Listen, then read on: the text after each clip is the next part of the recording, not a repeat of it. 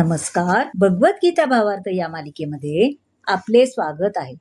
आज आपण या भागात अध्याय 12 मधील श्लोक 6 ते 10 पाहणार आहोत. श्लोक 6 आणि 7 पाहूया. ये तु सर्वाणि कर्माणि मयि सन्न्यस्य मत्परा अनन्येनैव योगेन मा ध्यायन्त उपासते तेषामहं समुद्धर्ता मृत्यु संसार सागरात भवामि न चिरात् पार्थ मय्यावेशित चेतसाम. संन्यस्य म्हणजे त्याग करून, मतपरा म्हणजे माझ्यावर आसक्त होऊन, चिरात म्हणजे दीर्घकालाने, चेतसाम म्हणजे ज्यांचे मन.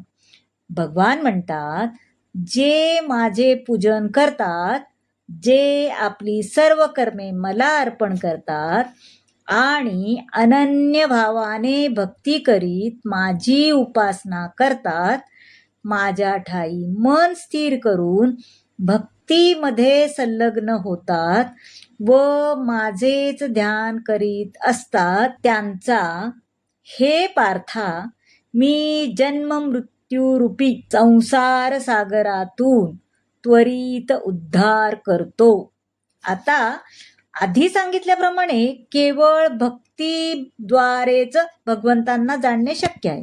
म्हणून मनुष्याने अनन्य भक्ती केली पाहिजे. भगवंताची प्राप्ती करण्याकरता त्याने आपले मन पूर्णपणे श्रीकृष्णाच्या ठाई स्थित केले पाहिजे. इथे भगवान स्पष्टपणे सांगतात की एखाद्या बालकाचे माता पिता पूर्ण काळजी घेतात त्या बालकाची, आणि म्हणून बालक सुरक्षित असते.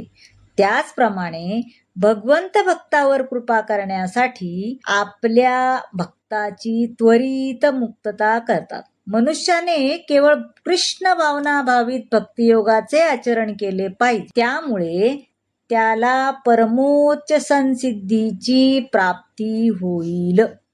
आता श्लोक 8 पाहूया. मय्येव मन आद्यस्व मयि बुद्धिं निवेशय निवसिष्यसि मय्येव अत ऊर्ध्वन्न संशयाः. आद्यस्व म्हणजे स्थिर कर, निवेशय म्हणजे नियुक्त कर.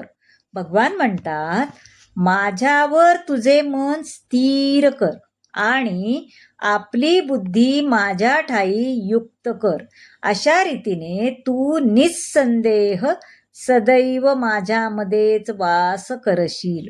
आता जो भगवान श्रीकृष्णाच्या भक्तीमध्ये संलग्न असतो त्याचा भगवंताशी साक्षात संबंध असतो. भक्त हा सांसारिक स्तरावर राहत नाही, तर तो श्रीकृष्णाच्या ठाई वास करतो.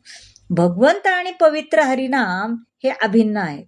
म्हणून जेव्हा हरे कृष्ण कृष्ण कृष्ण हरे हरे, हरे राम राम राम हरे हरे आपण असं जप करत असतो, तेव्हा श्रीकृष्ण आणि त्यांची अंतरंगा शक्ती भक्ताच्या जिभेवर नृत्य करत असतात. जेव्हा तो श्रीकृष्णांना भोग अर्पण करतो तेव्हा श्रीकृष्ण प्रत्यक्ष ते खाद्यपदार्थ ग्रहण करतात आणि हा कृष्णप्रसाद खाऊन भक्त कृष्णमय होतो. जो मनुष्य अशा सेवेमध्ये संलग्न होत नाही तो हे जाणू शकणार नाही आणि शकत नाही. आता श्लोक 9 पाहूया. अथ चित्तं समाधातुं शक्नोषि मयि स्थिरम् अभ्यास योगेन ततो मामिच्छाप्तुं धनंजया. समाधातुं म्हणजे स्थिर करणे, शक्नोषि म्हणजे तुला शक्य असेल, मयि म्हणजे माझ्या ठाई, आप्तुम म्हणजे प्राप्त करण्याची. हे धनंजय, जर तू आपले मन निश्चलत्वाने माझ्या ठाई स्थिर करण्यात असमर्थ असशील तर भक्तियोगाच्या नियामक तत्वाचे पालन कर अशा रीतीने मला प्राप्त करण्याची इच्छा तू उत्पन्न कर. या श्लोकात भक्ती योगाच्या 2 निरनिराळ्या विधींचे वर्णन करण्यात आले, ज्याने दिव्य प्रेमाद्वारे भगवान श्रीकृष्णाच्या ठाई आसक्ती विकसित केली आहे त्याचा समावेश प्रथम विधीमध्ये होतो आणि ज्याच्या ठाई दिव्य प्रेमाद्वारे भगवंताविषयी आसक्ती विकसित झालेली नाही त्याचा दुसऱ्या विधीमध्ये समावेश होतो. भक्ती योगाद्वारे इंद्रियांचे शुद्धीकरण होते. शुद्धावस्थेमध्ये इंद्रियांचा भगवंताशी प्रत्यक्ष संबंध स्थापित होतो. आता भगवंत प्रेम किंवा भगवत प्रेम हे प्रत्येकाच्या हृदयात सुप्तावस्थेमध्ये असतेच. हृदयामध्ये हे भगवत प्रेम निरनिराळ्या प्रकारे व्यक्त होत असते, परंतु ते भौतिक संघामुळे प्रदूषित झालेले असते. हृदयाचे भौतिक संघापासून शुद्धीकरण करून सुप्त स्वाभाविक कृष्णप्रेम पुनर्जागृत केले पाहिजे. हीच भक्तियोगाची पद्धती आहे. आध्यात्मिक गुरुच्या मार्गदर्शनाखाली नियमांचे पालन करावे, सकाळी लवकर उठावे, अर्चा विग्रहाला फुले आणावीत, भोग तयार करावा, प्रसाद ग्रहण करावा इत्यादी भक्तियोगाच्या अभ्यासाने निश्चितपणे भगवत प्रेमाच्या स्तराप्रत उन्नती होते. आता श्लोक 10 पाहूया. अभ्यासेप्य समर्थोसी मत्कर्म परमो भव मदर्थपि कर्माणि कुर्वन् सिद्धिमवाप्स्यसि. मत अर्थम म्हणजे माझ्या करता, कुर्वन म्हणजे करून, अवाप्स्यसि म्हणजे तू प्राप्त करशील. जर तू भक्तियोगाच्या विधिविधानांचे पालन करण्यात असमर्थ असशील तर केवळ माझ्या करता कर्म कर, कारण माझ्या करता कर्म केल्याने तुला पूर्ण सिद्धी प्राप्त होईल.